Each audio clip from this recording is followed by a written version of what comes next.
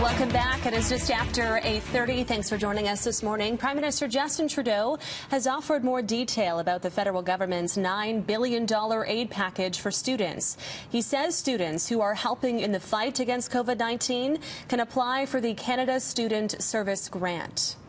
Students helping in the fight against COVID-19 this summer will soon be eligible for $1,000 to $5,000 through the new Canada Student Service Grant for volunteer hours.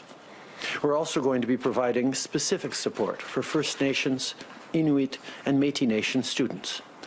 For graduate students and those conducting research, we're going to extend scholarships, fellowships, and grants so your work can continue. And we are doubling student grants for low and middle income students for 2020-2021. And Trudeau says the Canada Child Benefit and the GST credit for low-income Canadians will get a boost in May. He is reminding Canadians who still need to do their taxes the deadline has been extended to August. The pandemic has been hard on everyone, and that's why our government is stepping up to support you. To help parents who've got their hands full these days, our government will be boosting the CCB payment in May. And to help lower-income Canadians, we supplemented the GST credit. I also want to remind everyone that this year, if you owe income tax, you have until August to make your payment. Well, could the federal government mandate meat plants to remain open? Trudeau says the government needs to ensure the food supply works, but that workers stay safe. We're watching with interest and concern some of the issues facing meat producers and the supply chain across the agricultural industry. We need to make sure that those supply chains can keep functioning, but we also need to make sure that the people who work in those supply chains and will continue to need to work in difficult circumstances over the coming weeks and months as we continue to battle COVID-19 are kept safe. Two more updates are expected today. Late this morning, we'll hear from Vancouver's mayor, and this afternoon, Premier John Horgan will bring us the latest facing the province in this pandemic. Horgan could extend the state of emergency in BC. There are 55 new cases of COVID-19 in BC. The majority of those are connected to a chicken processing plant in Coquitlam. The province has now surpassed 2,000 cases. There are now 46 people infected at Superior Poultry, with nearly 3 dozen cases at its sister plant in Vancouver. 2 more people have died. 94 people remain in hospital, 37 in ICU. BC's provincial health officer was asked if outbreaks at the poultry plants and Mission Prison could delay relaxed restrictions. I still think we're looking at mid to end May.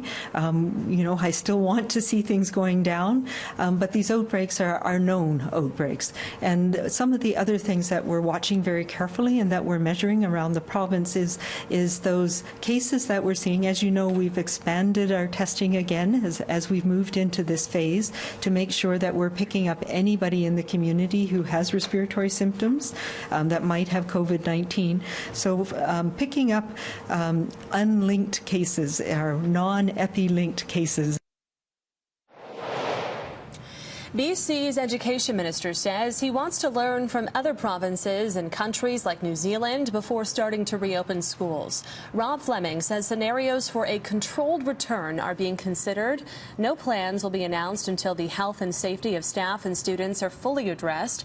That includes the availability of personal protective equipment and hand washing stations and how many students would be allowed in a school at any given time. A man has life-threatening injuries after being stabbed on the downtown east side. Vancouver police believe the 27-year-old was attacked at Main and Hastings Streets early Sunday morning.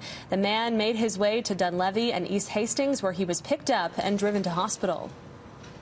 This is one of the reasons we're reaching out to the public, because somebody does have the information on why this had happened. The man who was injured is still in hospital and recovering from the initial stabbing. We have limited information from him at this time. That's why we're reaching out to the public, because somebody knows what happened, has more information, and will be able to provide that to us. Anyone with information is asked to call VPD or Crime Stoppers. Meantime, Vancouver police had more to say about a heartbreaking case from last week. Investigators are still looking for leads after a baby was found dead in a portable washroom in the downtown east side. At this time, we are still investigating it, and we still are requesting if anybody has information regarding the baby being born in the area of Main and Hastings to call our investigators. We haven't been able to identify the mother at this time. The city of Vancouver says the biggest crisis is not COVID-19, it's people dying from opioid overdoses. Stats show the number of people using prevention sites has dropped significantly since the pandemic began. Visits are down from 6,000 to 2,000 visits a week. Overdose death rates are already up in March and April. The messaging about social distancing, which we believe, unfortunately, has had an unintended consequence in the downtown east side of, first of all, discouraging people from leaving their rooms to make use of overdose prevention services, a mistaken need for the overriding importance of social distancing, when in fact the biggest crisis we have in the downtown east side is people dying alone of overdose in their rooms. 8:38 now, and another sure sign that summer is coming. Water restrictions take effect this Friday across Metro Vancouver.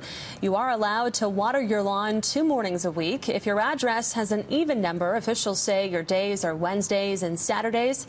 If your address has an odd number, you're allowed to water on Thursdays and Sundays. These restrictions are in effect until October 15th. A cleaning and restoration company in the Fraser Valley is offering to sanitize vehicles belonging to frontline workers for free.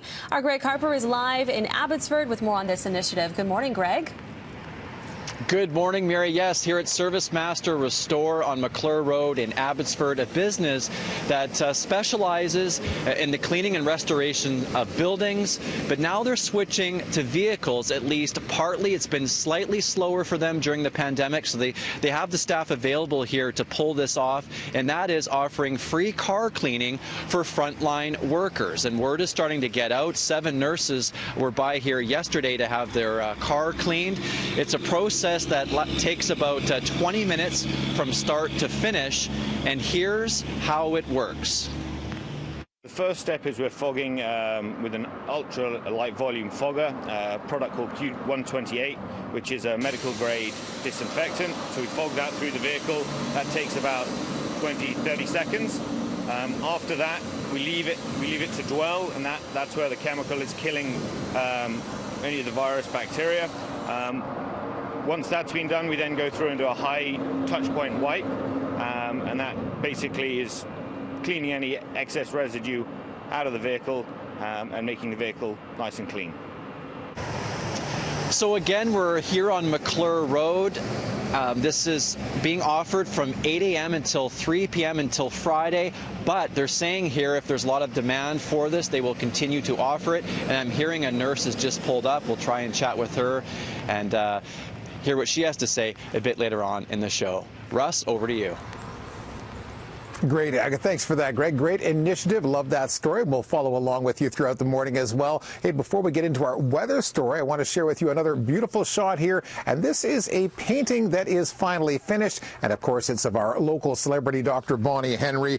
This one comes to us from on social media from @nikki.ca. It's the Bonnie drawing. And a special thanks goes out to Fluvog and Dr. Bonnie Henry for your assistance and your donations to the food bank. So great initiative there as well. And a great piece of art. Your forecast across southern BC for today, it's a